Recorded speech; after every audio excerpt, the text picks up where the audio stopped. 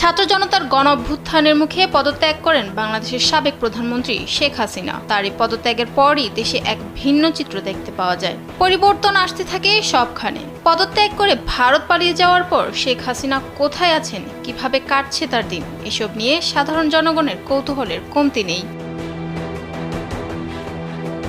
৫ August বিক্ষোভকারীরা প্রধানমন্ত্রীর সরকারি বাসভবন গণভবনের দিকে ধাবিত হয়। ঠিক এই সময়ই পদত্যাগ করেন হাসিনা। পরে বাংলাদেশের সামরিক বিমানে ভারতের গাজিয়াবাদের কাছে একটি বিমান বাহিনীর ঘাঁটিতে অবতরণ করেন। পদত্যাগের পর ভারতের ঠিক কোথায় তিনি অবস্থান করছেন সেটি এখনো অজানা। এছাড়া হাসিনা ইস্যুতে ভারত সরকারও ছিল নীরব।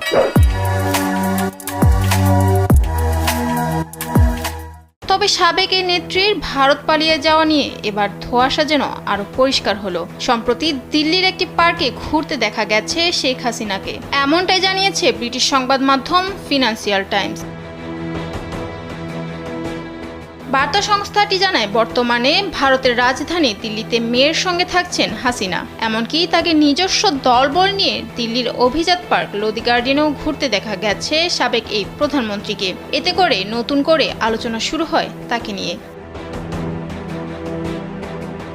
বুধবার ওই প্রকাশিত প্রতিবেদনে সংবাদ মাধ্যমটি জানায়, গত মাসে ছাত্র জনতার গণ অভ্যুত্থানে বাংলাদেশের স্বৈরাচারী প্রধানমন্ত্রী পালাতে বাধ্য হওয়ার পর থেকে নয়াদিল্লির নৈশভোজের অনুষ্ঠানগুলোতে শেখ হাসিনা এখন কোথায় তা আলোচনার বিষয় হয়ে উঠেছে।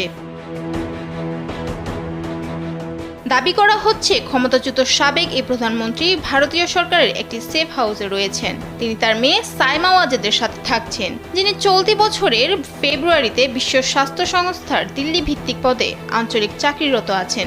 এমনকি শেখ হাসিনাকে তার দলবলের সাথে দিল্লির অন্যতম সেরা পার্ক লোদি গার্ডেনেও ঘুরে বেড়াতে দেখা গেছে। জানা গেছে, পলাতক আঞ্চলিক নেতাদের আশ্রয় দেওয়ার ইতিহাস রয়েছে ভারতের। দালাই লামা ১৯৫৯ সালে চীনের তিব্বত দখলের পর পালিয়ে ভারতে বসতি স্থাপন করেন। যদিও তিনি রাজনৈতিক বিষয়গুলো একটি বেসামরিক নির্বাসিত প্রশাসনের কাছে হস্তান্তর করেছেন।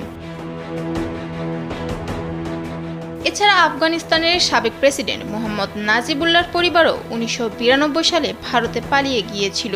তার স্ত্রী ফাতানা নাজিব এবং সন্তানরা এখনও তাদের বেশিরভাগ সময় ভারতেই কাটায় বলে জানা গেছে।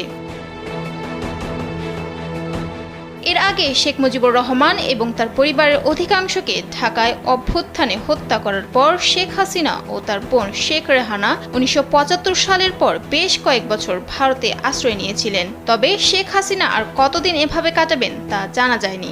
এটি নিয়েও সাধারণ জনগণের কৌতূহল ব্যাপক। সাদিয়া সিদ্দিকা।